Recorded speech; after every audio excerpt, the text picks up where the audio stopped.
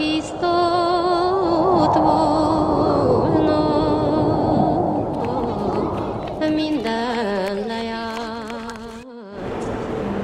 here we are at the Qatar National Convention Centre, the United Nations Framework Convention on Climate Change.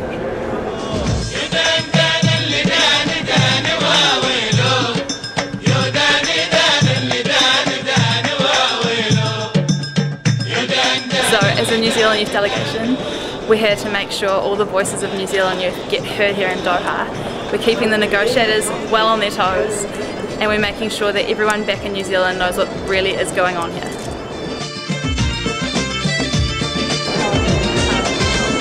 We set the youth agenda, we set the youth direction and voice in climate change negotiations, which, as we all know, are crucial to us, crucial to intergenerational equality.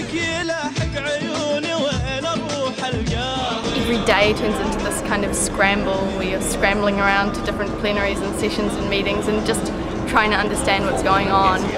Development, say no.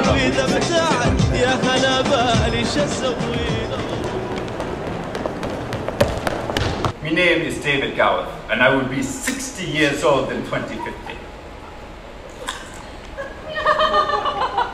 Your task this week is a challenging one. The SBI is expected to complete its entire business this session by Saturday. So New Zealand's pulled out of CP2, and that's pretty shit.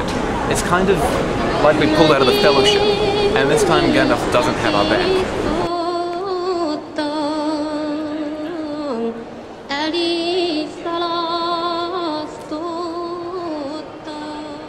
Leaders unite! For our environment! Although it may not be the biggest march in history, it is the first march Qatar's ever seen.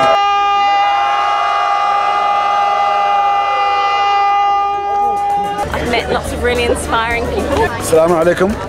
Hi New Zealand, this is Abdullah from Bahrain. Hi everyone in New Zealand! It's been a huge amount of information and emotions and disappointments and excitement. Our government's sort of been slammed from all sides. We're really copying flack on this one. But I think one thing that I've realised is that, I mean, our negotiators really don't have that much power. It just seems that they're working with a really, really weak mandate. Everything that they do is based on national policy, and how we change that is the most important thing, and that's how we spark action on climate change.